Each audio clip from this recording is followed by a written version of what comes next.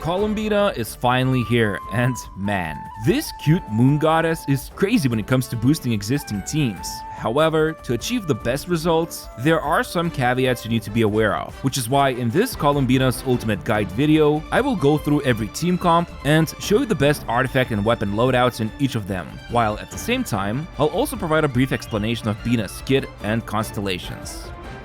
Alright, so in a nutshell, Columbina specializes in enabling every single lunar reaction type, meaning just with her on the team, Electro-Charge becomes Lunar-Charged, Bloom becomes Lunar-Bloom, and Hydro-Crystallize becomes Lunar-Crystallize. All of these reactions are buffed by her abilities shown here, and on top of that, she also acts as a sub-DPS, and her damage is really good, simply because she can output fat numbers with lunar attacks coming from her skill. Finally, you can also just play her as a main DPS on the team, although it is a bit premium, and I'll talk about it later on in the build and team section. Overall, by adding Columbina to existing lunar meta teams, you can expect to see at least 15 to 20% damage increase easily, and I am talking about comps like Flynn's, Nefer, and few more. Some will scale better with her, others will see less of an improvement, but she is definitely an extremely powerful addition if you're aiming to upgrade lunar teams. Keep in mind though, I've recorded and tested these results on Creator Experience server, so final content is subject to change. Still, she has a couple of drawbacks right now, and some of them can be worked around, but the main ones would be she has really high energy requirements, especially if you're trying to clear Stygian on Fearless or Dire, and she's also kind of meh outside lunar comps. Like, sure, you can use her in something like Skirk Escoffier Farina team core, and she'll be fine, but her value absolutely lies in lunar teams. Also, at the moment, I'd say Lunar-Crystallize teams are not super reliable for hardest content, and while they are fun, and I will cover some of them in the team section, it's pretty clear this reaction/damage type will be something that Zebai will dominate with. But moving over to the kit explanation, many videos, including this one I posted previously, have gone into great detail explaining how she works. So in this case, I will briefly cover her abilities so we can focus on her build options and teams instead, because honestly, Columbina as a support is essentially just press EQ and swap out. And then as a main DPS, she can additionally spam up to 6 charge attacks.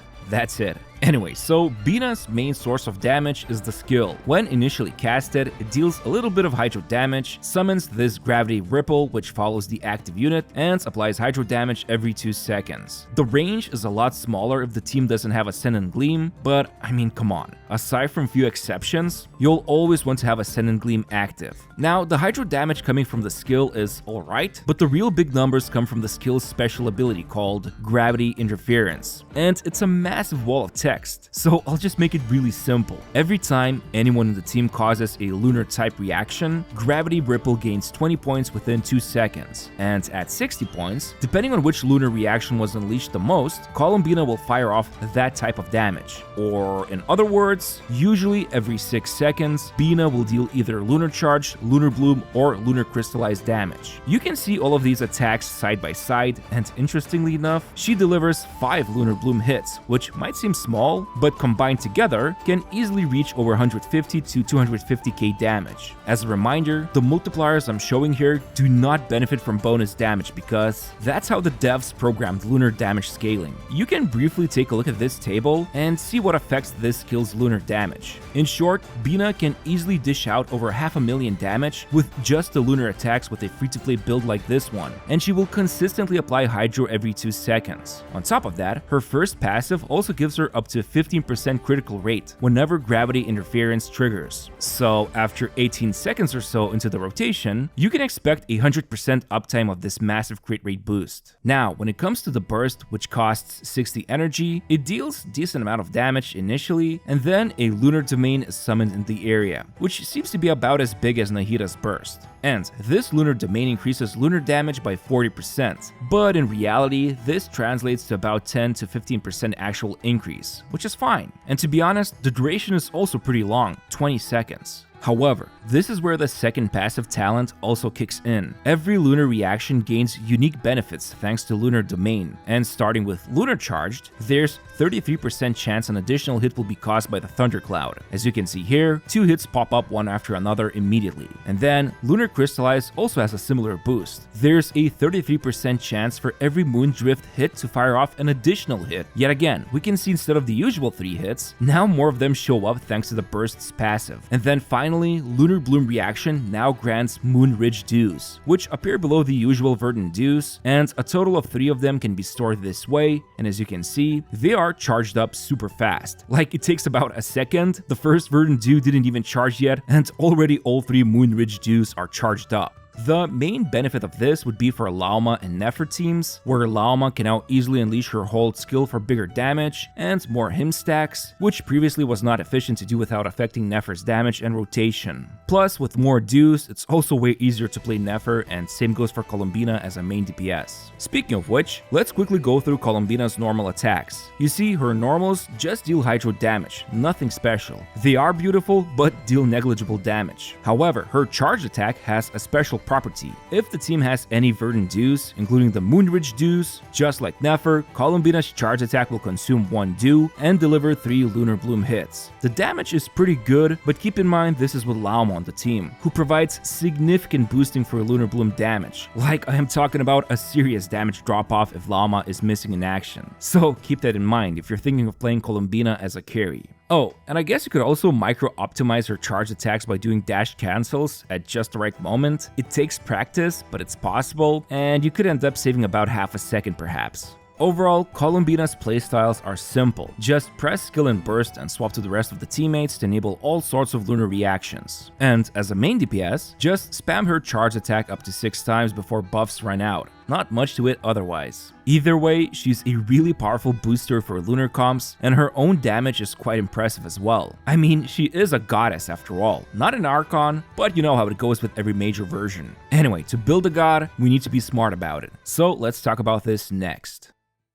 Okay, so first of all, when it comes to talents leveling priority, focus first on maxing out the skill, and you can also do the same for the burst, although the skill has highest priority since those extra levels translate to better return on investment. And as for the normal attacks, if you're not planning to use her as a main DPS, you can just leave them at level 1 or 6 for now, and then if you decide to include her charge attacks and rotations, you can also max them out. Now, there are many ways how you can optimize Columbina's potential, so let's first start by going through her artifact sets. And the first set would be Silken Moon's Serenade. In a lot of teams, this will be the best in slot choice, simply because Columbina needs a lot of energy recharge, which the 2-set bonus provides, and then for example in Flint's team with Ineffa, since Serenade needs to be equipped by someone, it's better to give it to Bina because Ineffa can gain better damage output from the new Morning Star set. However, if there is a teammate who can equip and maintain Serenade consistently, while at the same time Bina's energy requirements are achieved, then by far her best support set is Abaid of Morningstar and Moon. This should roughly increase her damage output by about 10 to 15%, but again, this only works if she can consistently trigger her burst and someone else on the team is equipped with Serenade. But keep in mind, the 4-set bonus will not affect Lauma's incoming him stacks, so this set in Lunar Bloom comps is not that great for Columbina.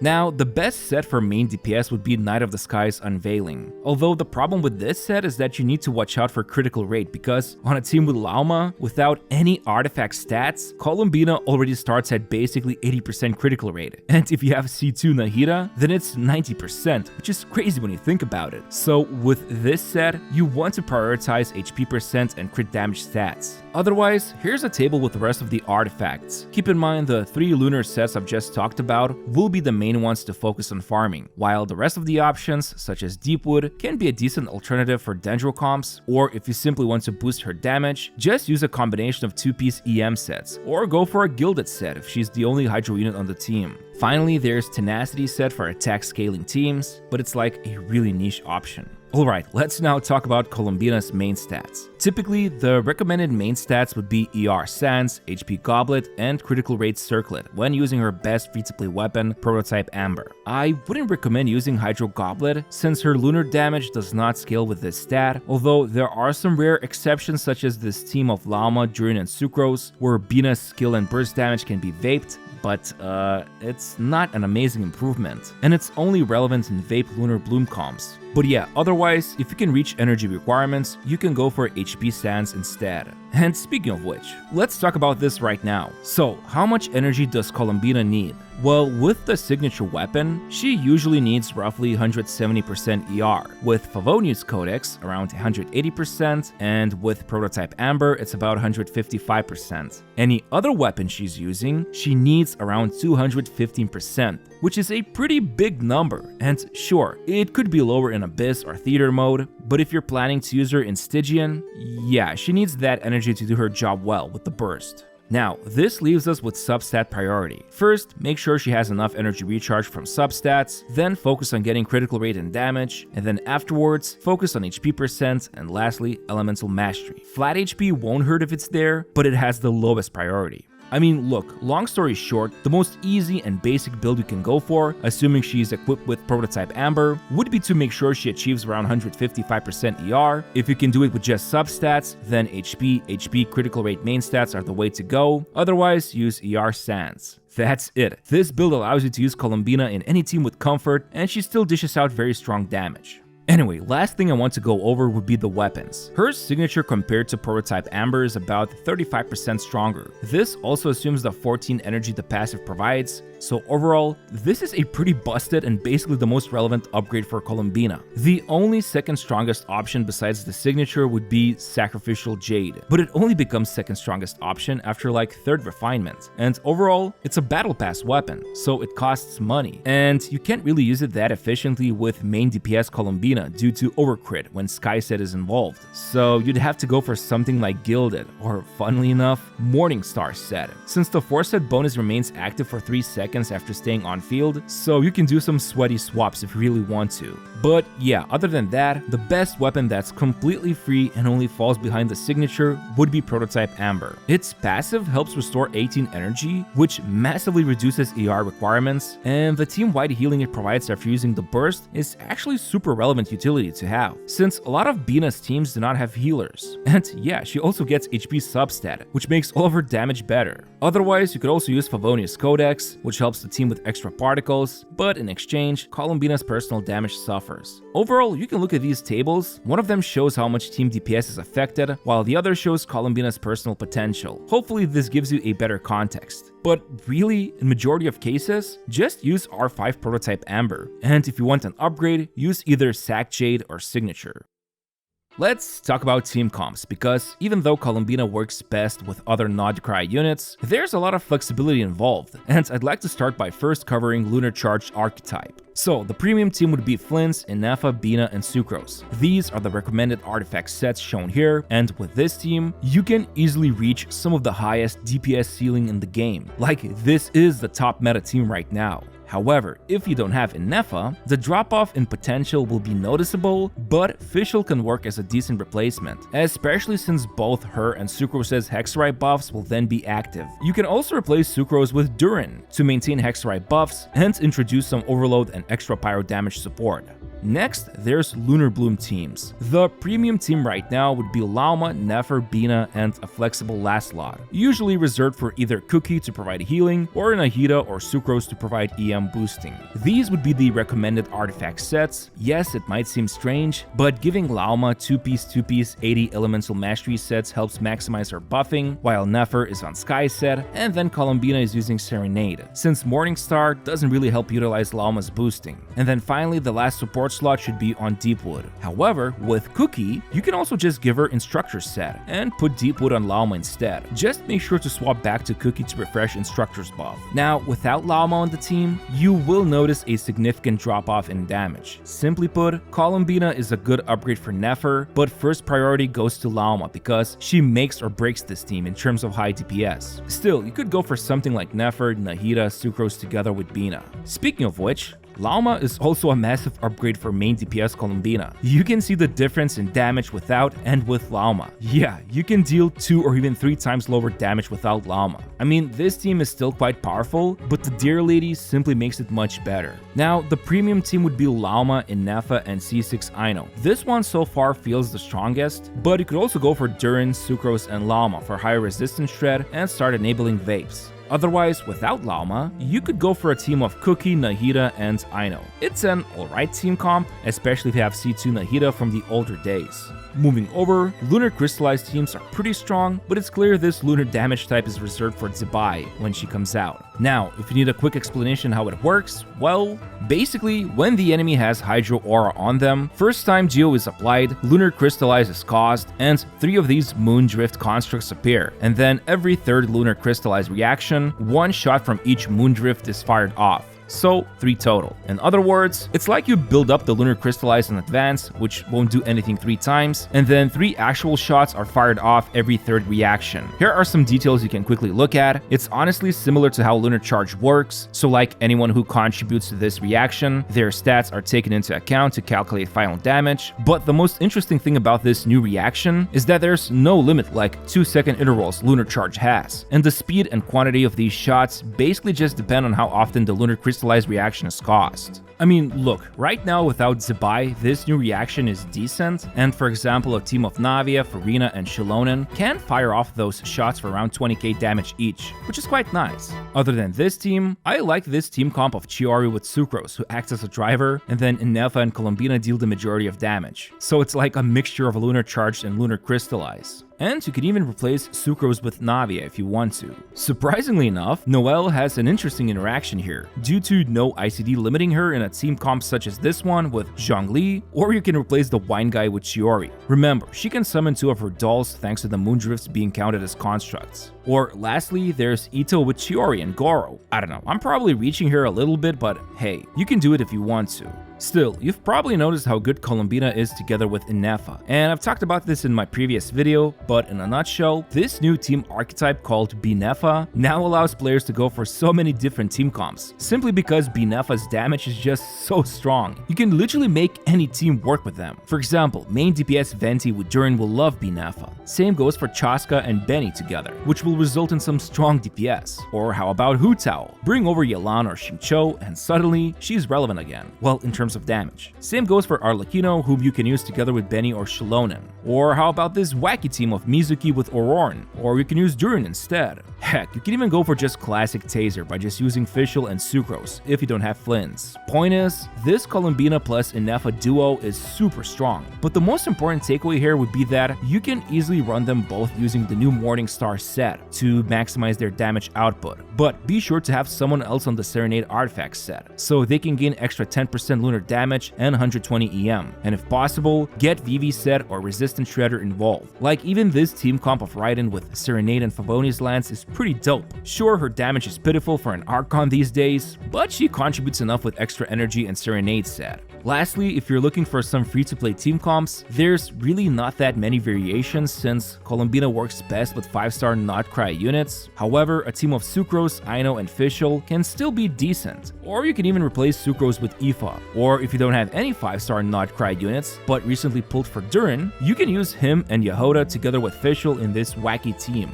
Otherwise, Columbina doesn't function that well outside lunar comps, since like 90% of her kit won't get utilized. Although there are some exceptions like that Lunar-Crystallize team I've mentioned without any other Not-Cry units. Or she could also work in Skirk comps, provided she has a Scoffier, and even then, it's nothing too crazy. Overall, Bina is best in lunar teams, otherwise she's kinda meh. But even with the weakest lunar comps, the damage will be very competitive compared to every other previously released unit. Still, you can make her even stronger. So let's talk about her constellations. Okay, so starting with C1, now it allows Columbina's skill when casted to immediately fire off 1 count of that lunar damage she otherwise unleashes from the skill every 6 seconds. It's got a 15-second cooldown though, so sadly, you cannot go for some sacrificial shenanigans. But other than that, when the team is in Ascendance Gleam state, which should always be the case, now her Lunar Charge hit from the skill also restores 6 energy to active unit, while Lunar-Bloom provides resistance to interruption, and Lunar-Crystallize creates a shield based on 12% of Columbina's HP, which absorbs hydro damage at 250% efficiency. So usually you can expect this shield to have about 5k HP thickness, which is alright, but usually it will be refreshed every 6 seconds in Lunar-Crystallize comps. Oh, and lastly, every Columbina's constellation will have this, and for example, C1 elevates party's lunar reaction damage by 1.5%. Elevate simply just multiplies the final damage, which is really strong. Overall, it's a good constellation, but nothing too major. However, once you grab C1, you are now one step closer to C2, which is her best constellation. And it does a lot of things. First, her gravity interference happens faster, goes from 6 seconds to about 4.5 seconds. Then she essentially gains plus 40% HP buff after every lunar hit from the skill. And then her Lunar-Charged skill hits now boost active units' attack stat by 1% of her max HP, which will hover around 400 to 500 extra attack. But if it's Lunar-Bloom hit, then she boosts active units' EM by 0.35% of her max HP, so like 150 to about 200 EM boost. And then Lunar-Crystallize boosts active units' defense by yet again 1% of Bina's HP, so 400 to 500 defense boost. Finally, C2 also gives a massive 7% elevation to all lunar reaction damage. So yeah, this is a very powerful upgrade for Columbina, and the boosting she ends up providing from those buffs, for example for Flints and Nefer, is pretty good.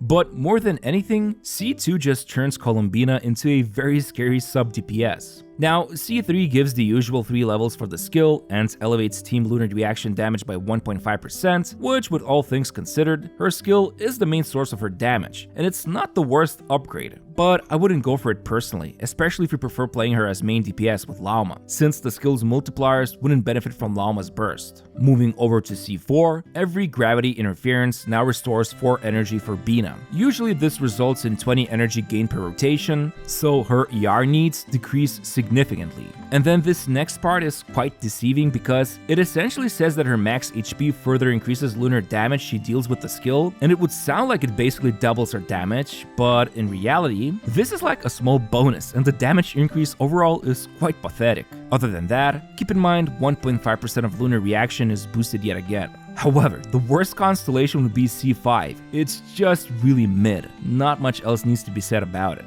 And finally, C6 basically gives 80% crit damage boost for all lunar type damage while inside the lunar domain, plus 7% elevation as well. It's big, it's strong, and it's very expensive. Now, I would say in terms of priorities, going for C1 is usually a slightly better deal than going for her signature, but it really depends on teams. Like, if you want to play her as a main DPS, then getting R1 is a better deal, provided you have Lauma. Otherwise, I'd get Lauma first. And then if you're willing to go for a C2 instead, then yeah, it is better than C1 R1.